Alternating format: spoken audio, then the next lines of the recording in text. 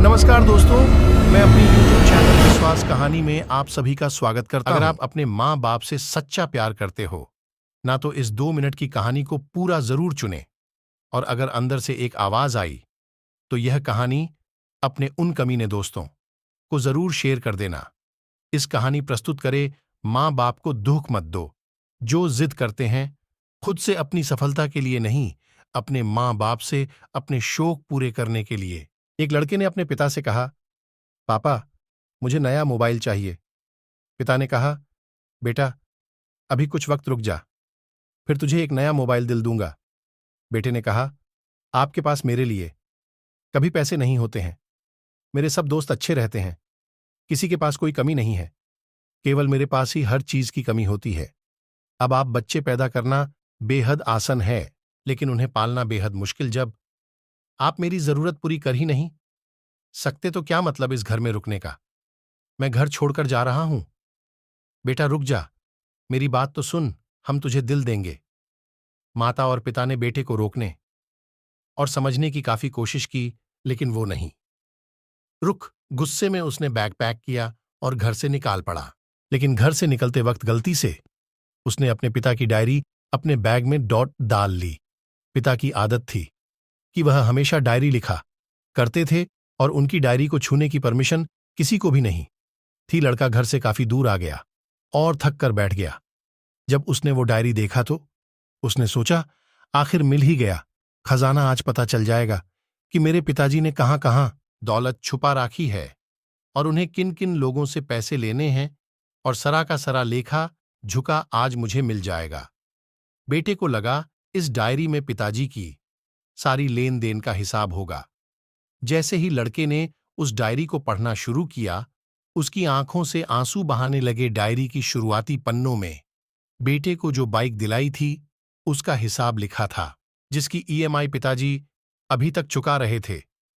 दूसरे पन्नों में उसके कॉलेज की फीस और एडमिशन का कर्ज लिखा था कि इन इन लोगों को इतने पैसे वापस देने हैं। और सबसे आखिरी पन्ने पर लिखा था कि बेटे को अब मोबाइल दिलाना है, उसके लिए मुझे कौन कौन उधार दे सकता है। उन सभी लोगों के नाम लिखे हुए थे।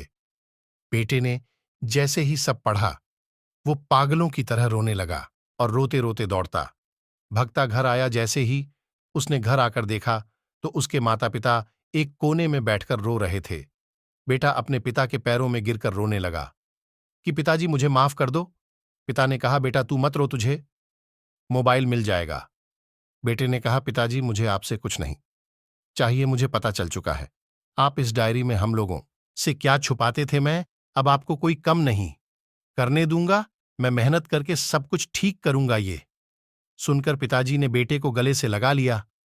दोस्तों, माँ बाप अपना पूरा जीवन, अपनी पूरी खुशी अपने बच्चों के लिए कुर्बान कर देते हैं, लेकिन कुछ बच्चों को लगता है कि माँ बाप ने उनके लिए कुछ नहीं किया। वह कभी आपको अपनी समस्या नहीं बताते, भले ही वह कितनी ही बड़ी समस्या से गुजर रहे हो। रिश्तेदार भी उन्हें निचाह दिखाते होंगे तो भी वो सह लेते होंगे, लोग भी ताने मारते होंगे तो भी वो सह लेते होंगे, लेकिन आपसे अपनी समस्या कभी शेयर नहीं करते क्योंकि वो आपको कभी दुखी नहीं देखना चाहते हैं।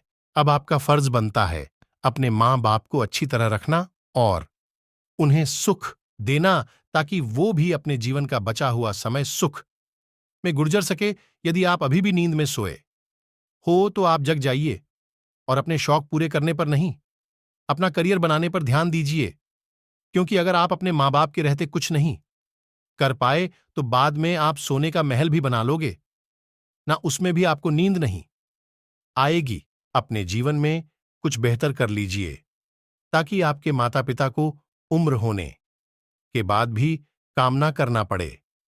अगर कहानी अच्छी लगी तो हमारी चैनल ने सपोर्ट कर्जों इसे सभी के साथ शेयर कीजिए और अगर अभी तक लाइक नहीं किए हैं तो जरूर कीजिए। धन्यवाद। उम्मीद करते हैं आपको हमारी YouTube चैनल विश्वास कहानी से कुछ न कुछ सीखने को जरूर मिला होगा।